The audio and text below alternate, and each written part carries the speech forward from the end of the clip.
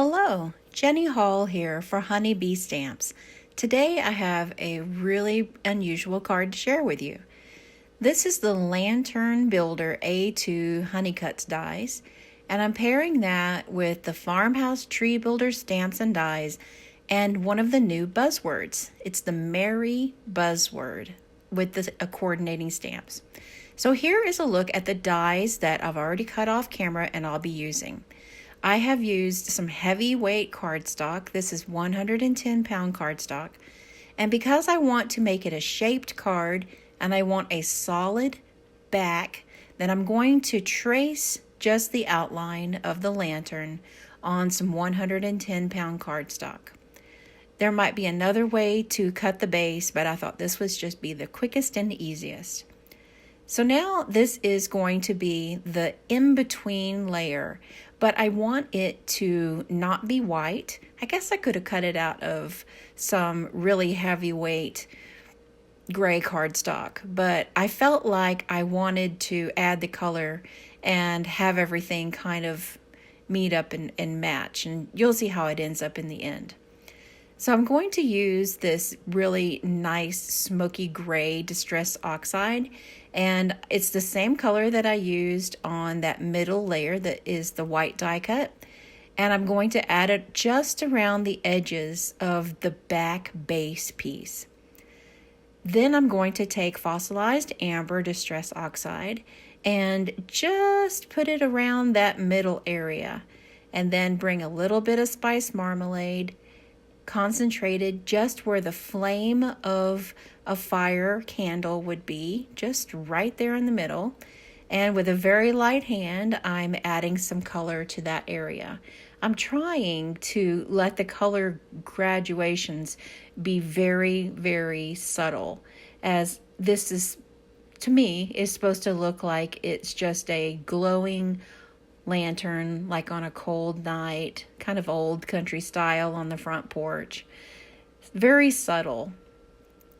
And this is going to be that back piece.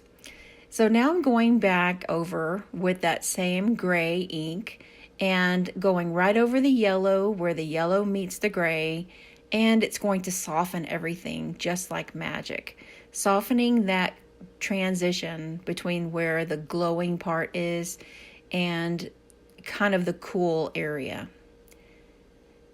Very easy and light-handed.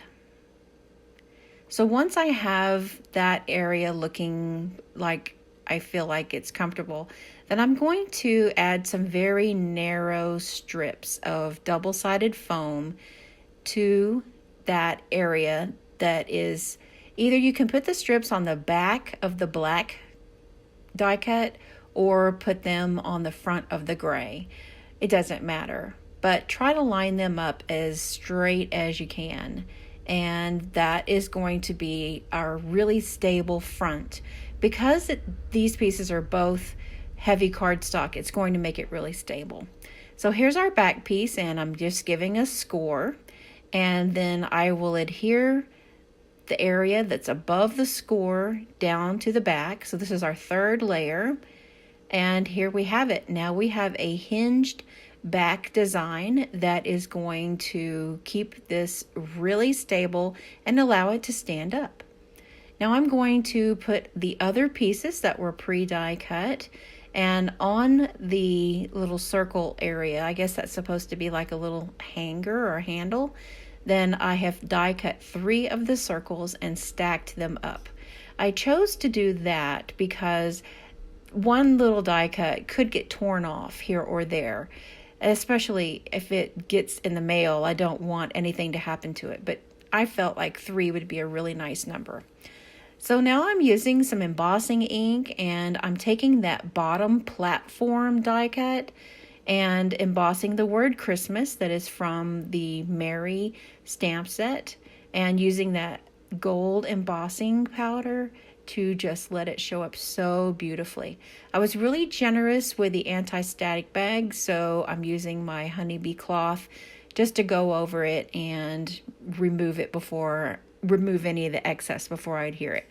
And there you go. Now the lamp is all put together, and I've used that Merry buzzword and use some gold foil paper, and check out just how pretty that is.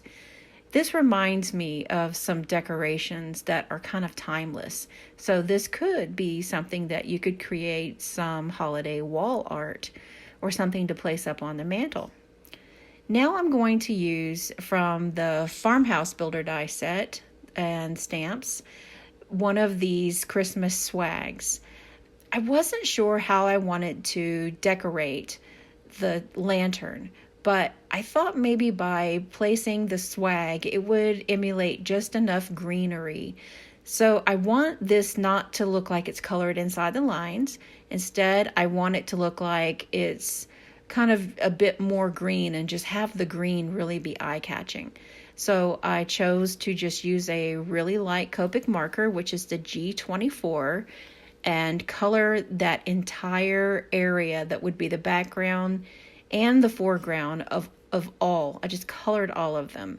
And then I'm using that G19, that's the darker green, to go back in and make some flick motions for what would be like the evergreen bough part of it.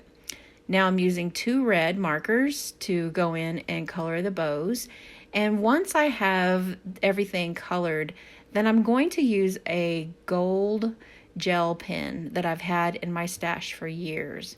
I have a whole package of gel pens that are metallic and glitter, and I love when I can pull those out and use them on a project because I feel justified still having them in my craft stash. So using something that I've had around forever is a great feeling. So those little gold accents are going to echo the gold embossing on the sentiment and the gold die cut buzzword letters. And it's going to kind of tie all that in together. I'm going to die cut both of these, and then once I have them die cut, I will overlap them and place one on top of the other, kind of offset just a little bit, and use some liquid glue to adhere them. Now I noticed there was a few spots where I didn't go down far enough with that light green, so I just kind of touched them up there. And you can see where I've overlapped those die cuts, and I'm just holding them together with my fingers and then kind of squishing them around a little bit just to make sure that I get a good connection. And then I will simply adhere them on the front of the card. You could use a really large bow instead of the little swag area, but I like the look that the small greenery gives to the large lantern. And you can see here that you can write a note on the back and it stands up all by itself. Really fun to create. I hope that you've enjoyed this project and it gives you more ideas for your Christmas card crafting. Thanks for watching.